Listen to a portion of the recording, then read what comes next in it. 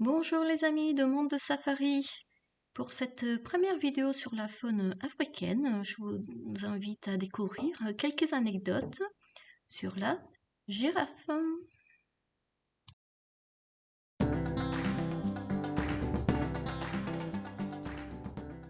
Ce très haut mammifère, qui peut mesurer à l'âge adulte plus de 5 mètres, peut occuper des espaces aussi variés que les hauts plateaux kenyans avec très peu d'arbres, jusqu'à une savane plus arborée, comme par exemple dans le parc Kruger. Et oui, le premier nom de la girafe a été camélopard, parce que je trouvais que ça ressemblait à un chameau, mais avec une peau tachetée comme celle du léopard.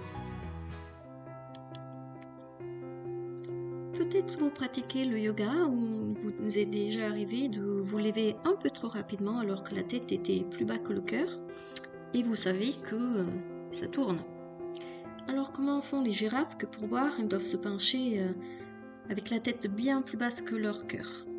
Eh bien leur système circulatoire est très particulier et très adapté à leur morphologie.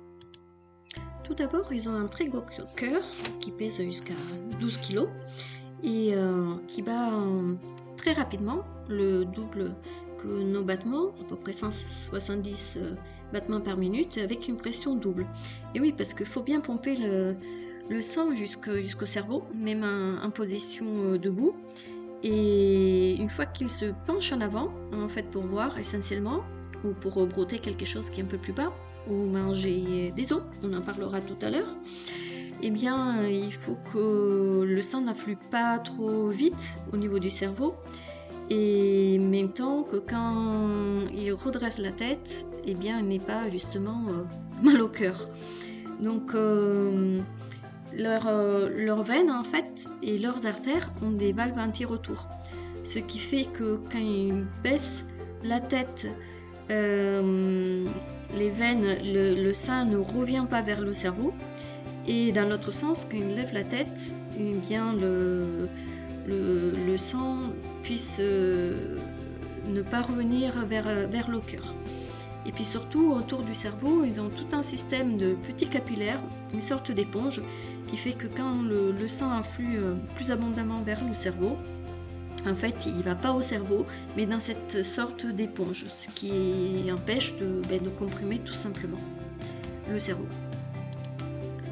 D'autre part, pour que le sang n'afflue pas trop abondamment dans les pattes, en fait, la peau des pattes est très serrée en fait, comme des barres de contention.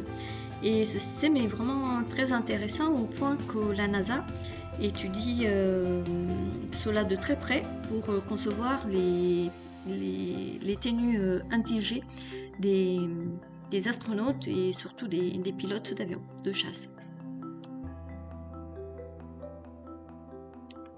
Devinette du jour. Savez-vous combien de vertèbres cervicales a une girafe? Eh bien 7, tout comme nous. Par contre, chaque vertèbre, il fait bien 25 cm. Donc, du coup, n'ont pas beaucoup de souplesse, on le voit pendant les combats.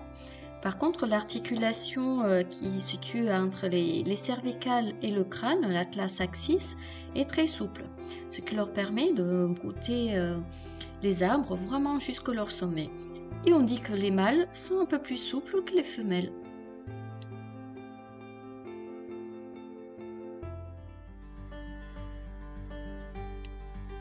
Des caractéristiques de la girafe, ce sont les deux petites cornes qui dépassent au sommet du crâne. On remarquera que chez les femelles, elles sont souvent recouvertes des petites touffes de poils. Et chez les mâles, ces poils ils sont plutôt usés parce qu'en fait, dès qu'ils arrivent à l'adolescence, ils commencent à se battre entre eux et donc comme les petites touffes de poils disparaissent. En réalité, ce ne sont pas vraiment des cornes, mais plutôt des prolongements de l'os du crâne de la girafe. Et il faut savoir que quand le bébé girafe est encore dans le ventre de sa maman, c'est partie du cartilage, donc au mou, ce qui évite de blesser la maman et aussi facilite la sortie lors de l'accouchement. Et ces cartilages ne durcissent que quelques jours plus tard, voire quelques semaines plus tard. On peut remarquer, surtout sur les crânes des mâles, une autre protubérance au milieu du front. Ce n'est pas une corne ni un ossicône, ce sont plutôt des protubérances faites de calcium. Et comme je vous disais, voilà, ça arrive aux girafes de manger des os en fait, de carcasse, pour se procurer le calcium pour se faire.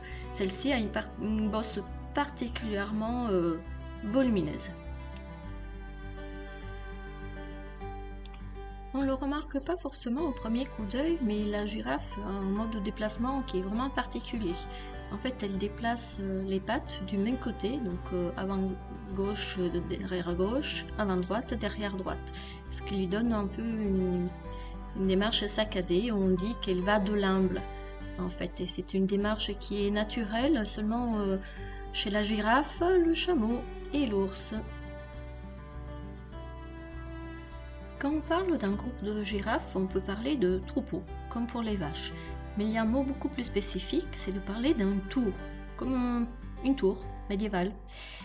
Peut-être c'est dû à leur prestance, à leur grande taille. Et en anglais, qui est une langue très riche et qui a un mot pour chaque chose, on parle pareil de tower pour un groupe de girafes statiques. Il y a aussi un mot pour les girafes en mouvement, et journey, voyage. C'est pas beau? Oui, les girafes sont menacées d'extinction. Leur situation est moins connue que celle des éléphants, des rhinocéros, mais leur population a perdu plus de 40% dans les dernières 30 années, et spécialement au Kenya, en Tanzanie, on peut arriver jusqu'à 50%. Ceci est dû au braconnage, à la chasse aux trophées et plus récemment, bien sûr, le changement, la perte d'habitat, le changement climatique. Et ce symbole de l'Afrique mérite d'être plus connu et surtout d'être plus sauvegardé. J'espère que cette vidéo vous a permis de mieux connaître la girafe. Et si vous l'avez aimé, n'hésitez pas à mettre un petit pouce bleu pour m'encourager et à vous abonner à la chaîne. Et je vous promets des nouvelles vidéos zoom sur la faune africaine très bientôt.